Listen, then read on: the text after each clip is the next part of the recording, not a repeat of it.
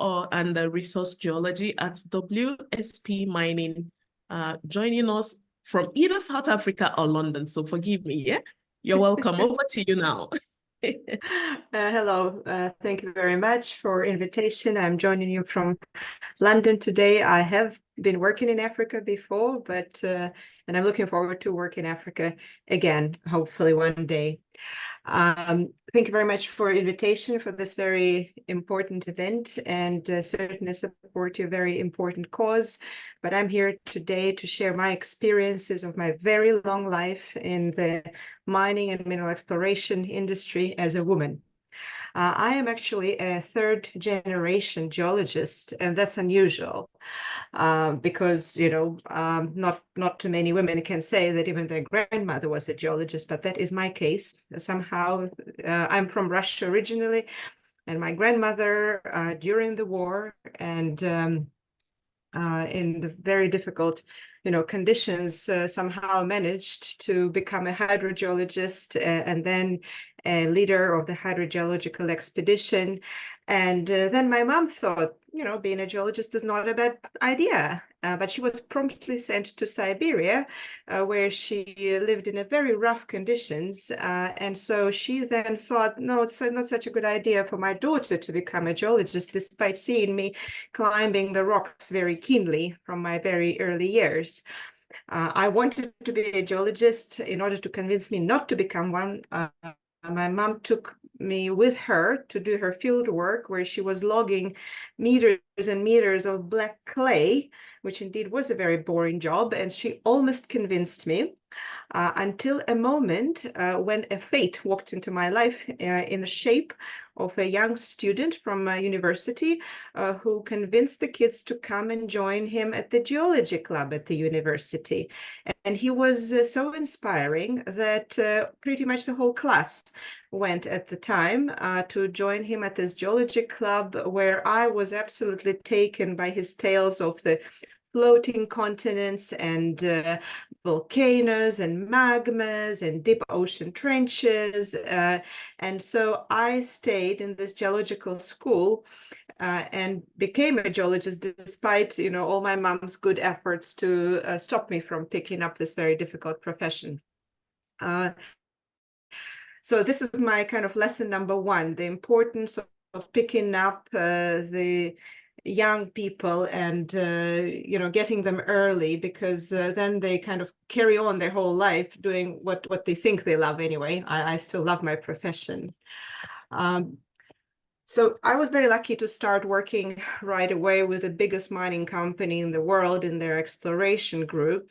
And I was supported by my male colleagues, and I got a great training and had very good attitudes from my mostly male colleagues. And so that was very important also for me to stay in the profession, despite, of course, some challenges of doing a lot of field work and in harsh conditions, but it was so engaging that it was really worth it. So I think I want to express my gratitude to my male colleagues at the time, and also just to point out that that's very important to have that kind of support. I had a very long life, and throughout my long life, I had 3 kids. And it is possible, and I also tell it all my, you know, young colleagues, it is possible with the support from your friends, from your family, and of course from your company. I chose to space my kids far apart. They're all 8 years apart, and I worked in between. And I know that a lot of my young colleagues also choose to have kids, and I think we should, as women, know that we don't have to choose either family or profession in mining. It is possible to have both, and of course my mom managed to have 2 kids as well, so it's doable. Don't worry about that. I lived in many countries. I started in Russia, I lived in Germany, I lived in Canada, I lived in the Netherlands, I now live in the UK. I hope to live in South America. And that's another point that I want to make. Mining industry makes it possible for us to travel the world, and not just as a tourist, but actually as an active member of the community in all these different countries. So I think that's a great thing about the mining profession. And my final point is about giving back. I was member of a mentorship programs through Women in Mining and other similar organizations. And during my mentorship, I worked with the ladies from various countries, young, starting mining professionals.